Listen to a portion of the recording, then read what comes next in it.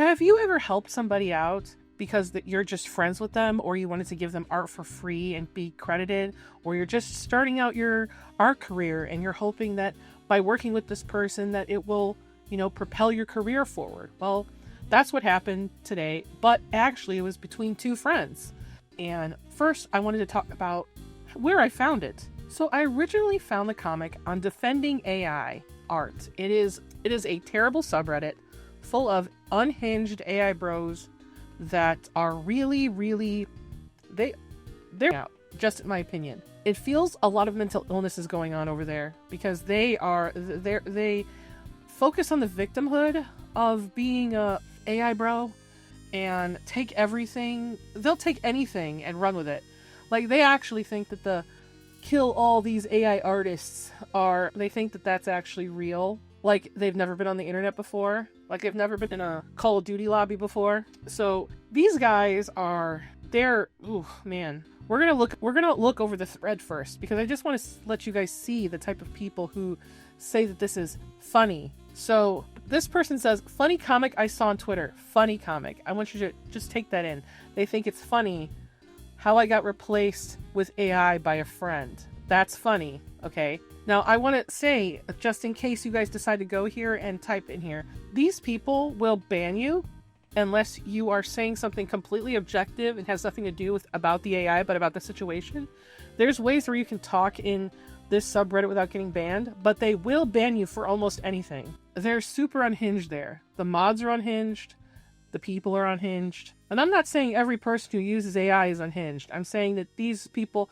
Do you guys remember the Neko stuff? She actually went here to get, affirmation from these people, because they were defending her use of AI, and glazing over everything else that she did, like the transphobia and stuff. She went here for validation, which was the biggest mistake she could ever do. So the thing is that they're not understanding that this comic was already finished, but had problems because it was a copyright issue. And they're kind of blaming the artist for not finishing. It's like they didn't read anything. And they say a lot of nasty stuff. So, for example, right here it says, damn, how can someone be so entitled to a project that isn't even theirs? And it says, no delusion matches the artist's delusion. And they're saying that it sounds made up. It doesn't sound made up. So, just in general, this is where I got it from. If you want to read the comments, you can feel free to go and find this if you want. I would not suggest posting here. It'll just do you no favors. So now we're going to read over what happened to Alice. Okay, this person is an artist of their own.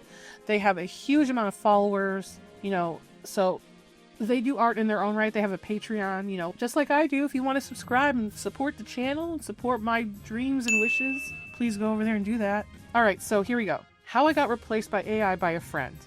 Oh, in one of the comments over on Defending AI Art, someone's like, this looks like someone got groomed type of comic.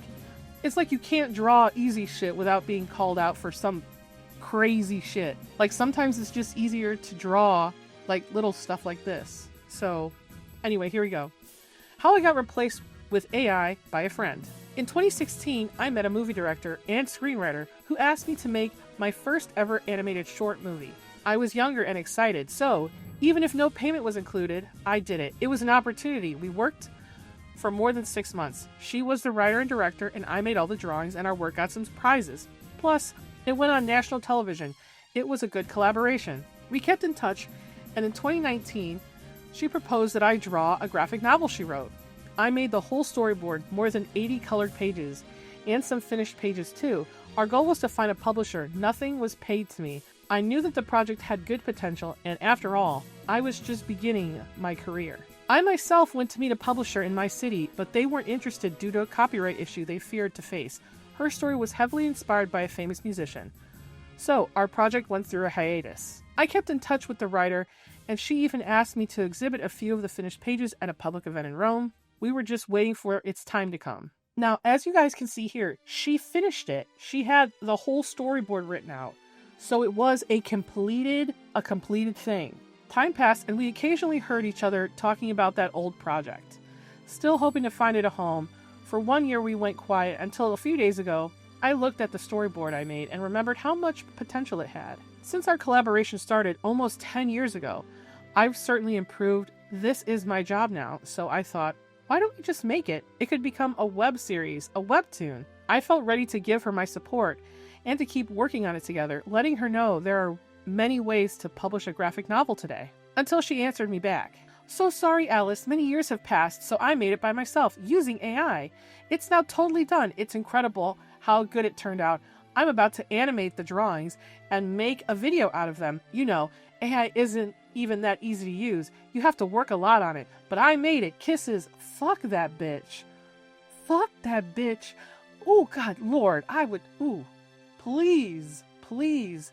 She has no soul. No heart, no soul. I'm sorry. If you're this type of person where you didn't even think of the person who you worked with for 10 years and you just did it with AI, you ain't got no heart in your chest. No heart in your chest, no soul in your body. You're a vapid human being. People are people. Especially since this was a friend. Like, if me and my friend collaborated on something together, like, what was it? Oh, here, I'm going to tell you about something I did. So, originally, part of my light novel that I'm working on, there's a character named Galadiel, and he was technically owned by my friend Johnny.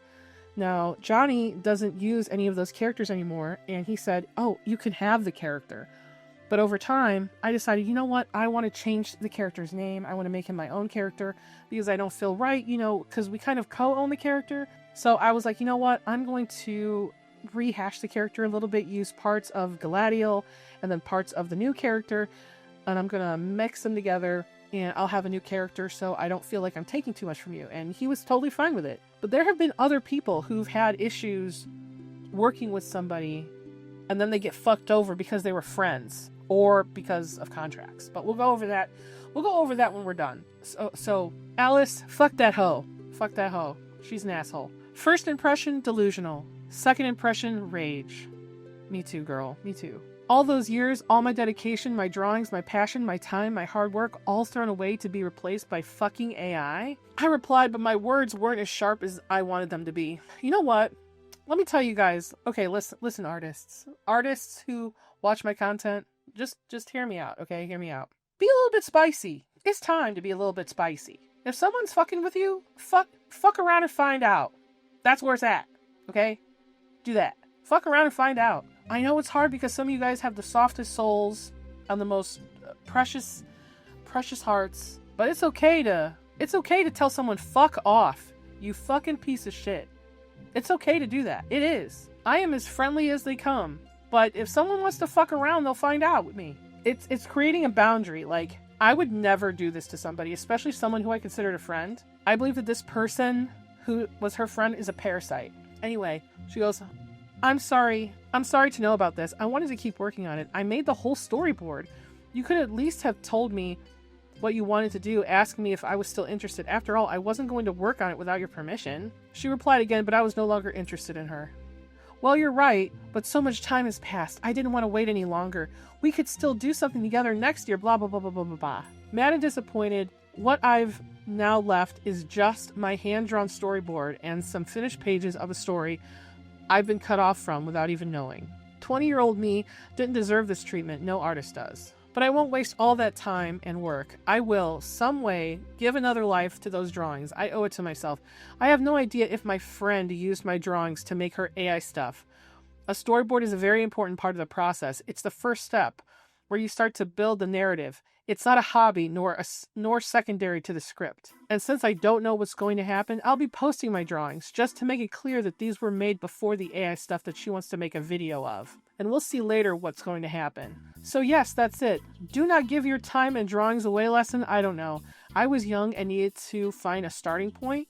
And honestly, I trusted that person to the point a few days ago I was going to give her my experience and time again. I will not waste those drawings and learn some kind of lesson. Meanwhile, if you like what I do or you feel it has some value or brings some good to your days, first of all, thank you just for being here to read this. Then if you feel like wanting to do something more, I have a Patreon. If you like this short comic, let me know. I could do something like this when I have something to share with you. But for now, I'm really, really angry. Find me elsewhere and everywhere at Alice Rovai. Thanks. So my thing is that this person really put out a heartfelt thing. I believe that this is real because this is something that happens to people all the time. People get taken advantage of because they just want to help all the time. I've had people come to me asking me for free shit all the time. For example, I'll tell you something that I did personally. When I worked at the airport a few years ago, there was a 70-year-old man who wrote books. He wrote sci-fi novels. They are not that good, but he wrote them. And he had these covers that were just god awful. And I was like, you know what? Why don't you let me make you some covers? And I'm like, how are you making covers? And he goes, oh, in PowerPoint? My guy, in PowerPoint? I literally lost my mind. I was like, oh, no, you know what? Let me help you. Let me help you. Let me help you. I'll make you them for free. Just don't use PowerPoint anymore. And he goes, okay, great.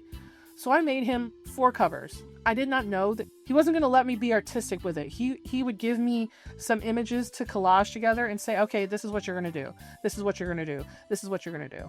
And I will tell you, those are some of the ugliest covers I've ever made for anybody. Only one of them was actually really good because I actually found high quality photos and I was able to make something nice out of it. But the other ones, they're terrible. And when I finally told him, he told me, he like literally came to me and said, hey, you know what? I've made $5,000 extra a year now that my books have good new covers. And I was like, that's great. And I was like, how about this? The next time you are making a book, why don't you send me over $50 and I will continue to do your covers? You know, $50 per cover. And he goes, no, I'm not going to do that. And I was like, okay, well, I'm not going to help you anymore because I wasn't even asking for much. I think $50 is very little. You know, I was just trying to help.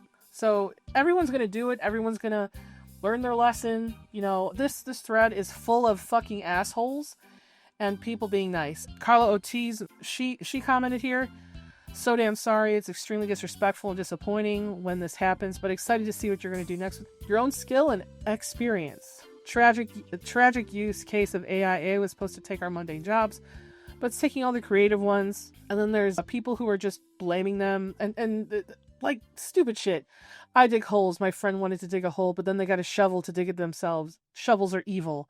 Because of my experience and perspective, it's all that's relevant. It's fucking stupid. This guy here, I think everyone should just block his ass. I'm having a hard time seeing how AI is the villain here. AI is totally the villain. Oh my god. I know you guys can hear it. Ice is coming for me. Again. Anyway, so let's go over here. It says, imagine working on something for your dream job and your boss just replaces you with AI. Something you could have just done yourself. And he goes, working for free? I'm not sure how any unpaid gig can lead to a dream job. It's called a portfolio.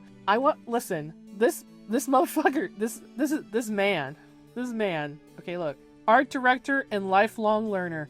Cover artist. Art director, AI art. Fucker. That's what he is. A fucker. All he does is post AI slop. Great person to block. And he goes, I get it. I've made plenty of demo reels and personal projects to showcase my skills, but dealing with clients who expect to work for free, that's a different story. It's because he does AI. He doesn't actually understand, like, he makes like a thing in 5 seconds and he goes, oh, okay, I'm done. There you go. No effort, no nothing. Just slop-headed bullshit. I don't think he understands that sometimes when you see an opportunity, like if somebody came to me and said, hey, you know, I'd like you to help me with some character designs. I can't pay you, but, you know, I will put you out on my game or whatever, and if it makes money in the future, maybe I can give you some. Would I jump at that? Yes, I would jump at that. Most artists would jump at that. That's the problem, is like artists are trying to look for a way to add something to their portfolio or their job description. Something that says, hey, yeah, you know what? I can do this. See, look, I did this already. Of course. So now that I'm done with that, I think that if you guys want to support this person, feel free to go follow them on Twitter. Also, feel free to follow me on Twitter. But I want to talk about 2 cases in which this kind of situation happened. So the 2 examples are Tony Moore and Robert Kirkman from the Walking Dead comic and Ken Penders from the Sonic comic from over at Archie. So there was 2 situations. Now, I knew more about the Ken Penders one because I used to, you know, I was really interested in the Sonic comics. I still am, but not as much as I used to be since they switched over. So we're going to go over that right now. So Ken Penders was an artist for a long time during the 90s. He was a writer and artist for the Archie Sonic comics. Now, for years, he created original characters and storylines. So when Ken Penders left Archie Comics in 2006, to pursue other careers. But anyway, he had 2 issues. Well, no, not 2 issues, but he had 2 lawsuits. Okay, so the problem is that Archie didn't have proper contracts for work for hire. So when he left in 2006 to pursue other opportunities, he had started copywriting all of his characters and stuff that he had in the Sonic comics, even though he signed a contract saying that they were property of Sega. Because he didn't just copyright characters, he copyrighted factions, locations, and a bunch of the stuff he made for Sega. See, Ken made them, but he signed a contract saying that they were property of Sega and Archie. But Archie couldn't find their original contract, so Ken won the lawsuit. So that's when they used the Mega Man crossover as a vehicle to reboot the comic. And so the second lawsuit was when he sued EA and Sega for infringing on his copyright, since he thought Shade the Echidna was actually Laura Sue. The judge told him to fuck off and take a chill pill. Nothing came out of it, except the fact that Shade and everything from the Sonic Chronicles isn't used anymore since Sega doesn't want to risk another lawsuit from him. I mean, and the thing is it's kind of weird about the Ken Penders thing, because Ken Penders, when he started like drawing, I feel like there's something in a contract where he can't draw in that style that came with the Sonic stuff, because the stuff he draws now for his sci-fi Lara Sue Chronicles, I'm sorry, okay, literally I'm so sorry I'm about to say this, but that shit is ugly and it's weird looking. It's ugly and weird. Now for the other one, Tony Moore and Robert Kirkman, now the two were friends since like they were teenagers, so this is like close friends stuff. So he helped co-create the comic, okay? Now the problem is that at some point when he was just doing the cover art, he was kind of misled, I believe, into signing over his rights to Kirkman. So Kirkman would get 100% of the revenue that comes from the Walking Dead show. I know that there was something involving the Walking Dead show too. Now the two eventually settled out of court amicably, but that just kind of shows that even if you're friends, you guys can still, have issues when you're co-authoring something or co-doing something. I think that if you're deciding to co-own anything, that maybe there should be a contract involved. And I know that sounds so stupid, because there's this girl that I'm friends with. Her name is Squishable Moon. She did a video on co-owning a character and co-owning things, and why people don't like co-owning and why she likes it. But the thing is that unless you have like a contract and the artist is following the exact orders of the writer owns everything. If there's no contract and the artist adds some input, then it's shared ownership. If it's a work for hire, obviously the writer owns everything, and if it's a license or collaboration, shared or negotiated rights. So if you're doing something with a person and it's literally for their gain, but you're helping them, in a way, like maybe you make a contract that states something even as early, like I know that like that girl was like 20 when she started working with that person. She's probably 30 now. And that person was probably a parasite all along and she would never know. You can't expect 20-year-olds. I know when I was 20, I can't even imagine. I can't even imagine doing that when I was 20. Like thinking about a contract. But if you're a young person in my audience and someone wants to use you for free work and you want to get some of that portfolio work going, at least sign a contract of something so that there is something solid, like especially if you're putting in work and it's a creative input, that you guys should be sharing it, because you could have this happen where someone just decides to take your work and then use AI on it and go, oh, well, I decided to go in a different direction, or I decided to do this. And when in reality, it means I didn't want to involve you in the process anymore. I decided that I'm just going to take your work and go with it. That's a shitty way of doing things. And I am so sorry to Sarah. And this is a huge cautionary tale on why literally, I feel this is just something every artist has to go through at some point. You live and you learn. And I think that if you're trying to make it out and you want to help people, that's so great. And, artists always got bleeding hearts for people. But just know that if someone's not wanting to pay you for your time, just, take it in consideration. Like I have another friend who I asked if he could do a sketch for me, and I told him I would pay him, but now he doesn't want payment. So, now I want to find out, does he care if I use this thing for another channel? things like that, because I don't want things to get messed up or mixed up, because I think at the end of the day, you should still credit the artist regardless if you purchased it. Like, I'm going to make stickers of this thing I got, of a icon I got made, and I got it big, and I'm going to make it into a sticker at some point. I'm going to put it on the shop, but I'm still going to give the person who created who created that for me, I'm going to still give them credit so people will know, because don't you hate it when you have to go find the fucking artist of something that was sold or something? That's the worst part, finding the original person because they bought the commercial rights. Yeah, the person doesn't own it, but the person drew it. Well, anyway, I digress. If you have a story of a lesson learned, please feel free to put it down in the comments. And, maybe let me see.